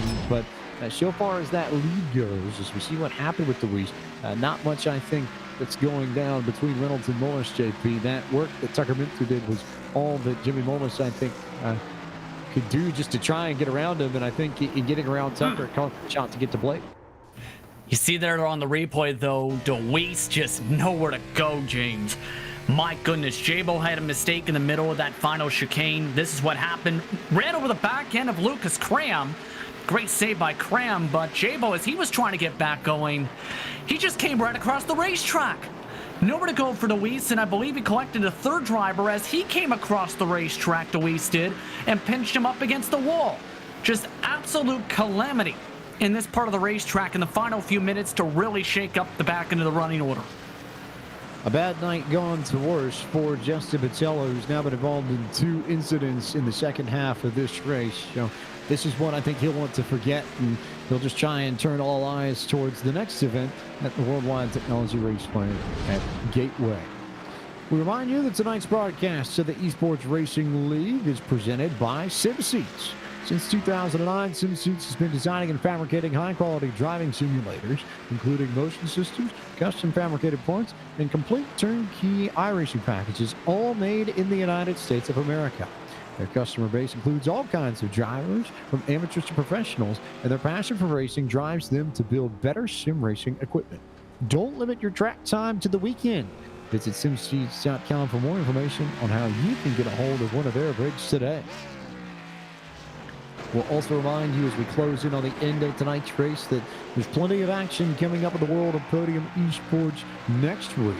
It will kick off on Sunday night with the GameWorks Racing League from Bristol Motor Speedway. That'll come your way on Podium Esports' regular home at twitch.tv/Podium Esports at 8 p.m. Eastern Time this Sunday, August 16th. Then it's the Sim 500 Trans Service Cup Series EJ O'Rourke Photography 200 at Dover International Speedway next Monday night, August 17th at 9 p.m. Eastern on the Podium Esports Switch channel. Before the Esports Racing League comes back next Wednesday night with the McConey Setup Shops 130K at Worldwide Technology Raceway and Gateway. We'll see that broadcast here on the ERL Twitch channel and wherever you might be watching us at 7:30 p.m. Eastern Time before we follow that back-to-back with the Cars Esports Tour from Martinsville Speedway. And that will go live around 9 p.m. Eastern right after the Esports Racing League wraps up next Wednesday night. That will go live to cap off the doubleheader on Wednesday evening on twitch.tv/Podium Esports. Not much longer to go for Blake Reynolds, but still a few good battles amongst the front few cars, namely Yusuf Ghali and Donovan Strauss, who have been nose to tail with one another as we ride on board with the 51 machine and see maybe he might be able to get back around the 54 after they made contact over NASCAR 1 just a bit ago, Brett. Yeah, and if we look just right behind him, Caden Rush is only half a second off. He's in this battle as well. So don't factor out Caden. He's been saving his equipment. Now we have 2 minutes left in this thing. He is looking to get around these drivers and maybe pick up a few more positions if he can keep it clean. Potentially, there's a big move from Rush to the inside of Donovan Strauss over in the West Horseshoe, and he just sort of muscled his way underneath the 51, but the 51 will have that preferred lane to the inside coming into NASCAR 1. And he takes full advantage of it with that big send underneath the 40 machine to get the spot back and maintain it as they climb the banking back up onto NASCAR 1 and 2. In the meantime, though, JP, that's allowed Yusuf Ghali to jump out ahead of these drivers by almost a second with about a minute and change left in tonight's race. And the gap just right there shows how important it is how you have to time the pass. You can't just, again, send it up the bottom side, hope it sticks, and then go from there. If you don't play it out right, you're going to lose time. The best passing zones this track, for that reason, again, were the bus stop and the International Horseshoe, especially tonight, because if you can get the drop down in the speedway section, you can make that pass there. If you're stronger in the infield section, you can make the pass up the International Horseshoe, and by the corner exit, you won't lose too much time as everyone has to roll down to a near standstill anyway. So it's just, again, about the timing throughout the night, and for some of these drivers, it just didn't work out that timing. For others, they were able to take advantage of said timing to move up the field, like Connor Horn, who is about 49 seconds away or so from his first top 5 in his first start of the season. Blake Reynolds, on the other hand, is about a minute or so away from his first victory of the Esports Racing League season presented by SimSeeds. He's taking the white flag and is off in the West Horseshoe for the final time. And it was an easy drive, Brett, after he got clear Jimmy Mullis and Mullis had the fight with Tucker Minter and company. That fight with the 10 machine opened up a huge gap that Reynolds has taken full advantage of, and he's been clean, consistent, and hasn't looked back since. Yeah, Blake really needs to send a thank you card to Tucker Minter, allowing him to open up that gap on the rest of the field. If it wasn't for all the boggling in the top 5 between Minter and Mullis and Novak, I don't believe Blake would have extended this lead to as great of a 5-second gap as he's created. I think Mullis would have had something for Reynolds, even Novak, as he's still hot on the tail of Mullis. But thank you cards are due to Minter from Reynolds. All about Blake Reynolds here. The last one in the ERL in the spring at Texas. There was that chaotic finish between Brandon McKissick and Brian LaPrade, where McKissick turned LaPrade coming out of turn 4. He couldn't get going, and Blake Reynolds leapfrogged both of them to get the victory out from under their noses. Tonight, he is the man who dominates the second half of this race and swerves across the line to celebrate his victory in the TobyChristie.com 70 minutes of chaos at Daytona, round number 2 of the Esports Racing League presented by SimSuites for the fall of 2020 goes to the number 3 Coca-Cola Chevy Camaro for Team Dillon Esports. Mullis is second, Novak third, Kerner fourth, Connor Horn the top 5 as some of these last few cars come through the end of their laps and finish off the race tonight. JP, and a wild one, chaotic one, fittingly comes to a close. Especially the second half of the race, absolutely, but Good job by Reynolds to take advantage of the timing to get the pass done and to win that race tonight.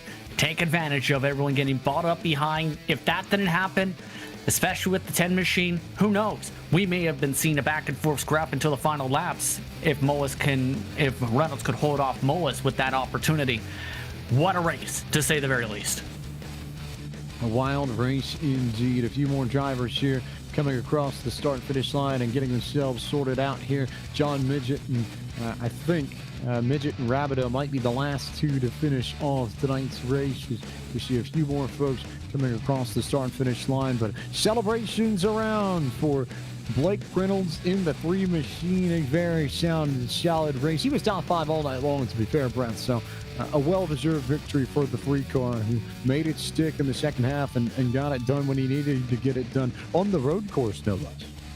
Yeah, there's no taking away or discrediting his win he's claimed here tonight. He had a great pit stop. He executed properly both on and off the pit road. Then once he got back on the track, he made the right moves, put himself in the precise position to hold this lead out front and pull away from the pack. All about Blake Reynolds tonight in that 3 cars. We take a look at the full field rundown and tell you where your favorite driver finished. It was Reynolds who beat Jimmy Mullish by about 5 seconds at the end of the night. Zach Novak makes it a podium sweep for Richmond Raceway Esports in the 2nd and 3rd spots. Eddie Kerner came home in 4th. 5th was the 67 of Connor Horn. Anthony Burrows finished in the 6th position. 7th went to Yusuf Galley. Donovan Strauss finished 8th. 9th was the 40 of Caden Rush. And Tucker Minter in that 10 car finished in 10th, JP. Alec Martinez in 11th spot, right in front of his teammate as well, and Brandon McKissick, while Matt Danson survived for P13. P14 went to Colin Salick. Eli Hinton 15th. LaPrade came home in 16th. 17th spot goes to Gardner. From 31st to 18th for Evan Rice. Presley Soar quietly in 19th spot from 32nd. And Adam DeBlasio rounded out your top 20. 21st tonight was Blaze McKinney. Garrison Hogan finished in 22nd. 23rd was the 166 of Blake McCandless, and AJ Stravato finished in 24th. 25th was the 44 of Lucas Cram. Jose Celis Jr. finished in 26th. 27th belongs to Chris Rabel. Kevin Brown finished in 28th. 29th was Alex Bell, and Jabo Justin Pacello rounded out the top 30. 31st spot tonight on the racetrack went to Ryan Kendrick from 49th overall on the qualifying pylon to Weeks to 32nd, Davis 33rd, while Midget crashed on his own but still finished in 34th despite a hard hit that nearly put him a lap down in the final chicane on the racetrack. 4 laps down for Rabideau, still finished the race without a front clip. Nick Miller 5 laps down tonight. Ethan Lane, technical issues, finished in 37th. Wells in 38th. Crockett 39th. Phillips rounded out the top 40 in this race. Rest of the field here, James, was Finlayson, Bulos, McCauley, and Lyon, who also DNF'd tonight. And that concludes your full field rundown. Now you know where your favorite driver finished. And now we have the opportunity to bring in the driver from Team Dillon Esports. Blake Reynolds brings the Coca-Cola Chevy Camaro to victory line tonight on the road course at the World Center of Racing. And Blake, first and foremost, did you have any idea that your pass on Tucker Minter after the restart would be so pivotal in determining how this race played out? No, I did not. I thought Jimmy and the way Zach was on that restart, I thought Zach would probably take it 3 into turn 1, but Tucker did a great job holding everyone off, it looked like. And I was able to get him on a straightaway, luckily. He had a little bit of damage, but everyone else couldn't seem to get by him, and I was really surprised considering how fast Jimmy and Zach were. So I know I didn't earn this win. Jimmy definitely had the pace on me, but I will take it. That was part of the next question I was going to ask, because when you got your victory at Texas in the ERL in the spring, you definitely snuck that one at the end. And if what you just said is any indication, I sort of get the sense that you don't necessarily feel like you were the best client here tonight. So is there something still left to prove so far as you're concerned? Or are you hungry to have a race where you are the dominant car and you go out and run the whole thing start to finish and get the checkered flag? Or are you just going to take the wins where they come? Well, I mean, yeah, that's the goal. I want to be able to do that one day. I can't seem to do it here. Jimmy and Zach are really good in the fixed stuff. And just overall, they're either just as good, if not better, as me. So I don't know. I think this is my second win. I might have gotten a late season win last year. I can't remember, but that win at Texas, yeah. And again, I didn't really feel like I earned that one. I definitely didn't. This one, it can be half and half. I drove a great race. I felt like the Coke race last night really gave me a lot of confidence in this track. And going into the Coke race last night, I was awful. I was just so far off the pace. And then for the pace of where our set was, I finished 15th, which was really solid for us. And then here tonight, I show up, I qualify third, and I get the win after a caution helps me. So you take it in stride, and we head to Gateway, Worldwide Technology Raceway at Gateway up next. It's a track that has long been chucked about in NASCAR circles. It's a place that would be interesting to see the Cup cars go to, and in the ERL, we're going to see them take to Gateway. So initial thoughts on that track in St. Louis and what we think we can expect next Wednesday night. Well, I've never raced a Cup car there, so I'm not really too sure, but it does sound fun. It's one of those tracks where you have to downshift in 1 and 2, so if we get the set hooked up right, maybe we'll see third gear in 1 and 2, or maybe we'll be fourth gear, who knows. We'll just show up and see our car. Yeah, I've only raced there in trucks and IndyCar, and I think I did a hosted race with the Spec Racer Ford there once, which was fun. So hopefully that experience helps me going in. Plenty of people to make it happen for you, Blake. Who do you need to thank for tonight's win? Well, sure thing. Anthony Alfredo, of course, putting on this whole thing, the Esports Racing League. It was a really good season 1, and so far, I mean, first 2 races I think have hit off pretty all right. This one was a little iffy, but of course everything can be fixed with time, so I'm sure the rest of the season will go just fine. And of course I'm on Team Dillon Esports in the eNASCAR Coca-Cola iRacing Series. Coca-Cola, of course, Beneath Apparel, StockX, Sparko Realtree, Austin Dillon. And then I'll go ahead and thank who was in Discord? Blake McCandless, Colton Salick, Justin Vitello. They all kept me company during the race. Give me a few chuckles, so I'll thank them too. Blake, congratulations on victory number 2 at ERL competition. Thanks as always for the time, and we'll see you in St. Louis next Wednesday night. All right, thank you, James. Blake Reynolds P1 this evening. P2 went to Jimmy Mullish for Richmond Raceway Esports. The Coke cars come 1-2. We'll talk with the other half of the Coca-Cola Brigade of the ERL is our Justin Prince. Thank you very much. And Jimmy, first things first here, dominant to start off the race. Then the caution flag came out. How were you feeling about how this race broke down tonight? I wouldn't say frustrated or anything. Blake just simply outdrove me there in that second run. But overall, it was a fun race. It did kind of stink, getting all those caution laps. And I honestly forgot we were going to have cautions tonight. But I guess it mixed it up a little bit, which, is always good. But overall, it was an okay night. My wheel actually, I know I was mentioning it to you last night. It was doing the same thing, if not worse. So right now, my focus is trying to figure out a way to, get me a new wheel, because this is not good. Yeah, how difficult was it to try and get around a track like this with essentially a broken wheel? I think you actually pulled over at one point during the race to try and fix the wheel.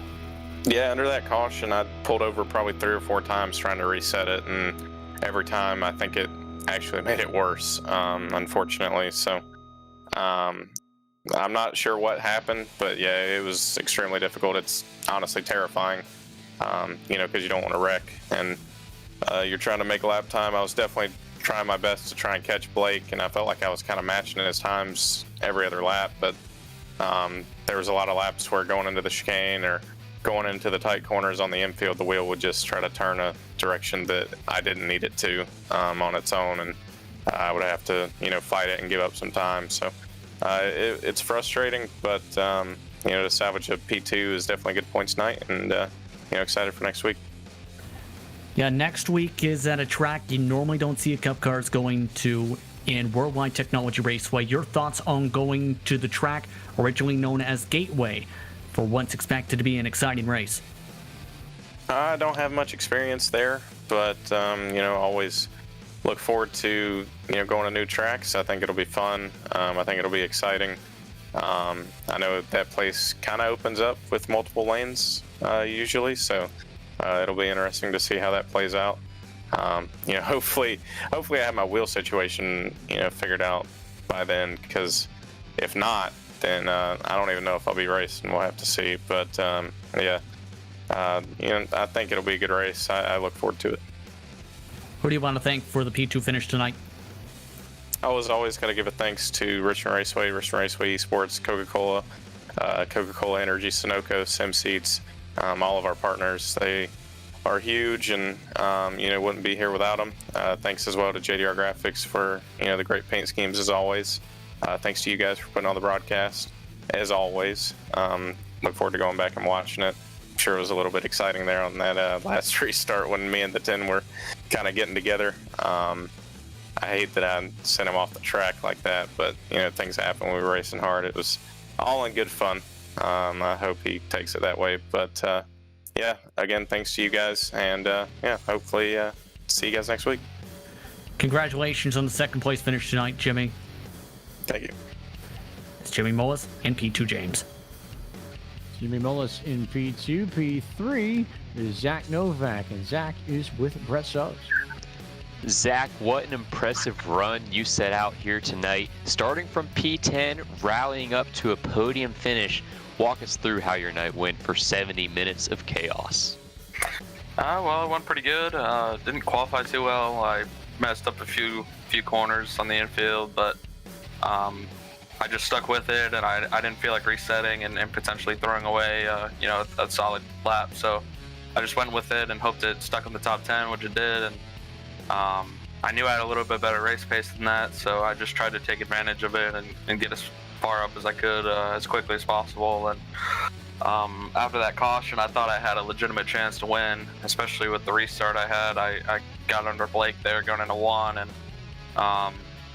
he just got a better run off, and then we all kind of got stacked up behind Tucker, and it was a struggle to get by him and then actually chase Blake down. He had so much of a gap already, so unfortunately we just couldn't get past that quick enough and go chase a win. But I'm happy with third. I'm happy with my overall pace.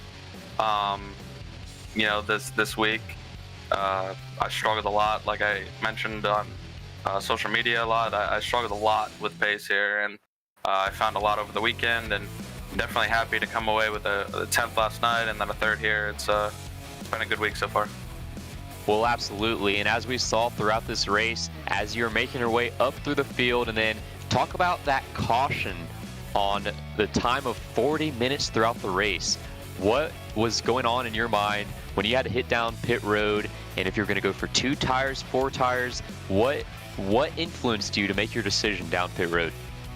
Yeah, well, I think the call universally with everybody was 4 tires there, but it just kind of depended when you pit. So obviously we got that call a little late on that we were going to get that competition caution, and so a few people had already pit halfway through that first stint, and my plan from the start was to just stop the race and try as best as I could for that.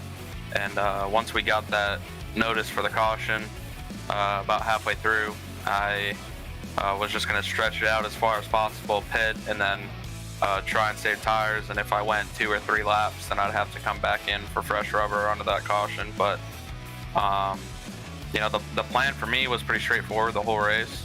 It didn't really change it up. It honestly helped me because I had to make one less stop when the caution came out. So it wasn't as straightforward for some others, but luckily for me, I kind of had a plan, and that caution just fell in my lap. Well, that's great to hear, to methodically plan how you're going about this race. Now, Zach, next week we head to Worldwide Technology Raceway, formerly known as Gateway, going for 65 laps. What do you think about that track surface taking the Cup cars there for next week's race? Well, obviously Gateway's pretty new to the Cup cars. I don't think they've ever raced there in person, so that's the beauty of iRacing. We can take cars that never race there, in person and then take them and have a race on there in the sim, but it's going to definitely be different, just like this race was. A lot of curveballs being thrown at us, so who knows how that's going to play out. I think Gateway has a few line options through 1, and then 3 and 4 is pretty straightforward on the bottom, from what I remember at least. So should be fun though. Really excited to be in this league and be able to contend for race wins and whatnot. So hopefully we don't have any power outages or anything last night or next week, sorry, that happened last week, and maybe contend for a win at Gateway. Well, Zach, we'd love to see you make a strong drive for next week's race at Gateway.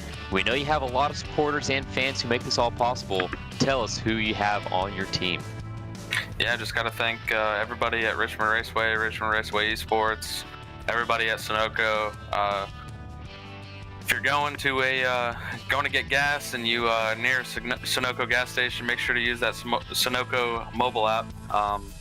It'll help you pay fast, pay safe, and pay mobile. So it's an easy way to pay for your gas, and I recommend everybody uses it if they need to get in and out really fast. So thanks to Sunoco, SimSeats, Coca-Cola Energy, like I said, Richmond Raceway, and everybody that runs that deal over there.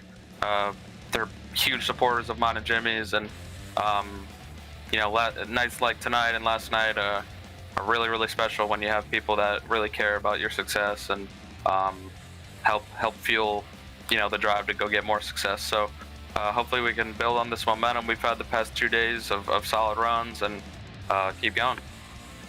Well, Zach Novak, congratulations on the podium finish here in the ERL from Daytona. Congrats, and we'll see you next week. Thanks, bud. There's Zach Novak, who finishes P3, and I'll turn right back to Brett Suggs and take his final thoughts first on tonight's 70 Minutes of Chaos presented by Toby Christie from the ESports Racing League presented by SimSeats at Daytona International Speedway. First time up here in the booth, Brett, and what did you notice? What did you see? Well, I had an absolute blast up here in the Podium Esports booth. Want to thank you guys for inviting me first off, but it was very interesting to see the overall battle of attrition between some of these drivers, as if they could keep the finners on, if they could keep a clean stock car, they could have what it takes to make up some positions here late in the race, as it was a 70-minute chaotic event.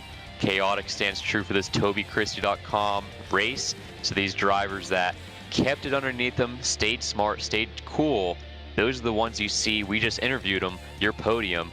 They kept it up front and they maintained pace the entire race. So it's very neat to see the different driving styles, and jumping on board for this broadcast at a road course for my very first time. I'm more of an oval guy. That's what I grew up racing in real life on.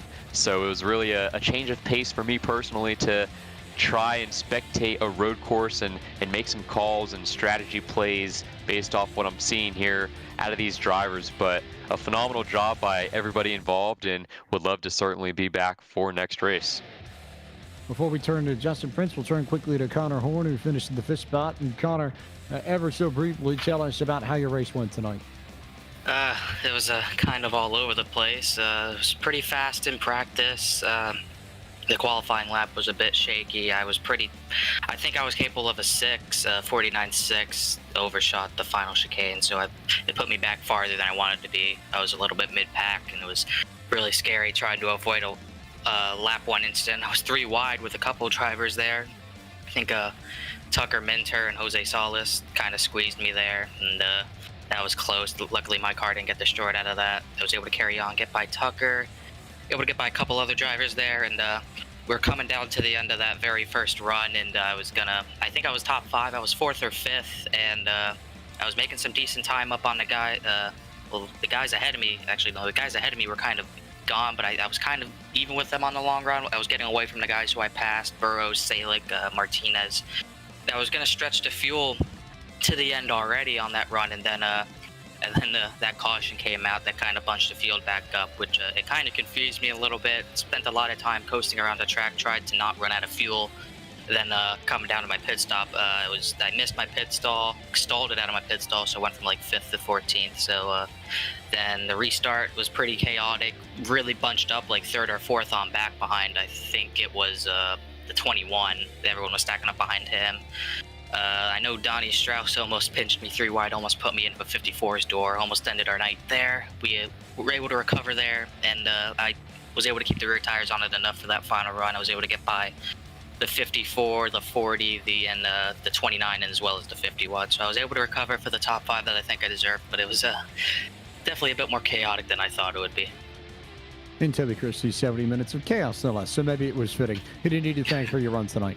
I got to appreciate Top Flight Computers for coming on. Sim Racer, Ryan Bauer, thanks for getting on my car today. I had a blank car going into Michigan. He hopped on and gave me a sponsor, and couldn't put him on the grid last week at Michigan, but I think I made up for it hopefully this week with a solid run. I was pretty excited going into this week. I figured there was no way, unless I messed up, that I'd miss the race, and I was able to get a really nice run out of it, and hopefully I'm looking okay in the points. Also, thanks to Alec Martinez, Yusuf Ghali, AJ Stravato, and a couple other guys. And also Mark Emerson was in there as well, helping me out on the box a little bit there. I appreciate them. They were racing me clean because we were all together there, and also Kate and Rush were also racing me clean there for the most part. It was pretty fun to race with them guys on that final run. Thought I could have maybe gotten only one spot better, but I'm taking a top 5 after how badly last week went.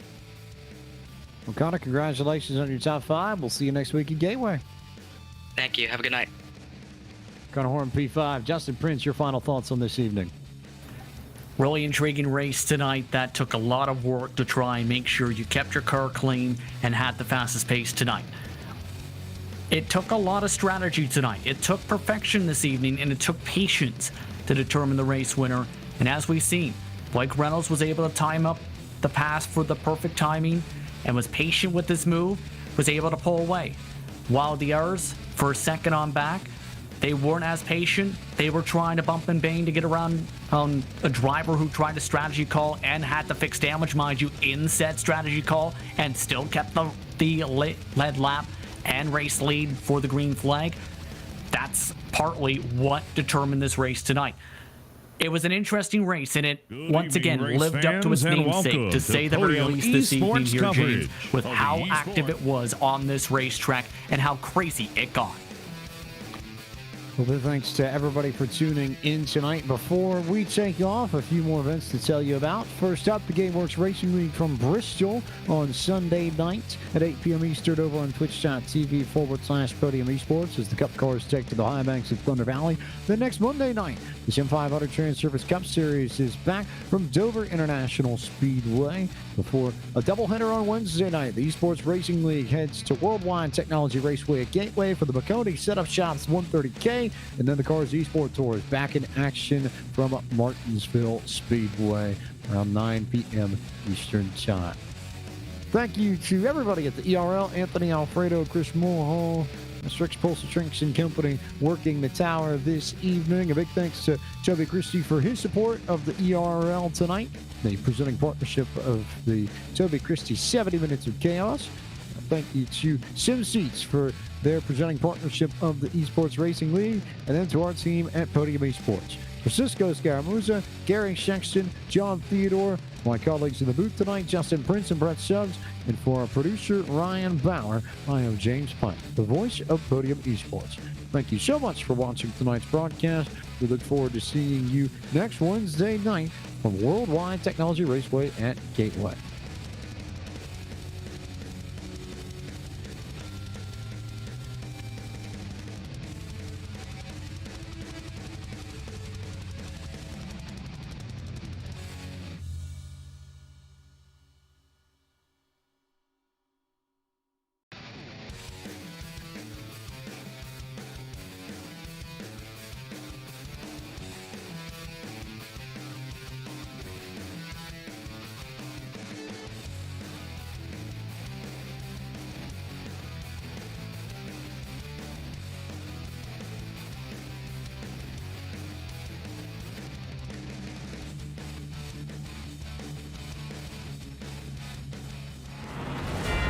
everybody? Anthony Alfredo here, driver of the number 21 Chevrolet Camaro for Richard Childress Racing in the NASCAR Xfinity Series, as well as CEO and founder of the ESports